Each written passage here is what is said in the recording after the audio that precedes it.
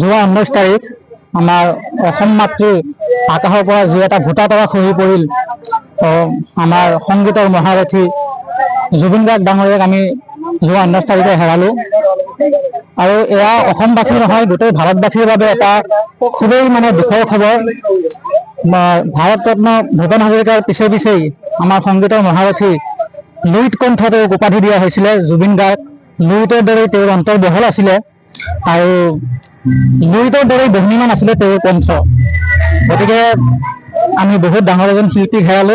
অকল শিল্পীয়েই নহয়, তেওঁ আৰ্তজনৰ বাবে বহুত কাম কৰিছিল। বানপানীৰ সময়ত আমি সচৰাচৰ দেখা পাইছোঁ যিদৰে জুবিন দা ওলাই আহিছিলে, তো তেখেতৰ যিটো সত্তা, তেখেতৰ যিবিলাক কৰ্মৰ আমাৰ মাজত যিবিলাক কৰ্ম দি গৈছে, সেই কৰ্মবিলাক যাতে আমি সকলোৱে আঁকোৱালি লওঁ আৰু নেদেখাজনৰ ওচৰত তেখেতৰ বাবে আমি প্ৰাৰ্থনা বাদে শ্ৰদ্ধাঞ্জলিৰ বাবে আৰু একো দিব নোৱাৰিম।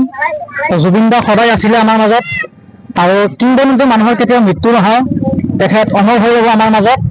আৰু এই সময়ছোৱাত আমাৰ বালাবাৰী অঞ্চলতো আমাৰ জুবিন দাৰ বাবে শ্ৰদ্ধাঞ্জলি অনুষ্ঠানৰ আমি আয়োজন কৰিছোঁ। তেখেত অসমৰ বাবে নহয়, গোটেই ভাৰতৰ বাবে এটা ৰত্ন। আমি যোৱা 19 তাৰিখে অসমীয়াৰ যেন সোঁহাতখন ভাঙি গ'ল তেনেকুৱা অনুভৱ হৈছে আমাৰ সকলোৰে। তো আমি তেখেতক চিৰজীৱন আমি মনত ৰাখিম। তেখেতৰ সংগীত অমৰ হৈ ৰ'ব, তেখেতৰ শিল্পকলা গোটেইখিনি অমৰ হৈ ৰ'ব।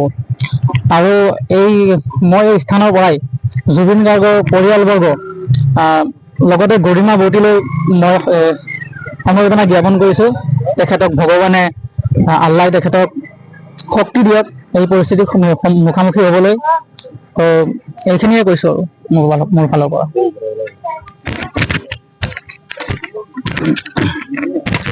তো যোৱা শুক্ৰবাৰে যেতিয়া নামাজৰ পিছত প্ৰথমতে মই ইমান দূৰ ধৰিব পৰা নাছিলোঁ। মোৰ ভাইটিয়ে কৈছিল যে জুবিন দা বোলে ঢুকাল, কিন্তু কথাটো শুনি মই আচৰিত পাইছিলোঁ যে জুবিন দা ঢুকাল, এইটোতো কেতিয়াও হ'ব নোৱাৰে। মই লগে লগে যাই মোবাইলটো চালোঁ, চবতে একেটাই নিউজ, জুবিন দা আমাৰ মাজত আৰু নাই। তো খুবেই দুখিত। আৰু তেনেকুৱা এজন মানুহ, যিজন মানুহ গোটেই অসমৰ বাহিৰতো যি নাম তেখেতৰ আছে, আজি আমি তেখেতক হেৰাই খুবেই মৰ্মাহত হৈছোঁ। আমি বালাবাৰী গাঁৱৰ কিছুমান যুৱক ল'ৰা ভাই বন্ধুসকলে আমি আজি জুবিন দাৰ হৈ শ্ৰদ্ধাঞ্জলি আয়োজন কৰিছোঁ। তো তেখেতক শ্ৰদ্ধাঞ্জলি দিয়া হ'ল। আৰু জুবিন দা যিহেতু আমাৰ মাজত এতিয়া নাই, নাথাকিলেও শাৰীৰিকভাৱে নাথাকিলেও গোটেই জীৱন আমাৰ মাজত থাকিব। জুবিন দা অমৰ হৈ থাকিব। আৰু এই শ্ৰদ্ধাঞ্জলিৰ প্ৰাংগণত মই ভগৱান বাৰলাক মই প্ৰাৰ্থনা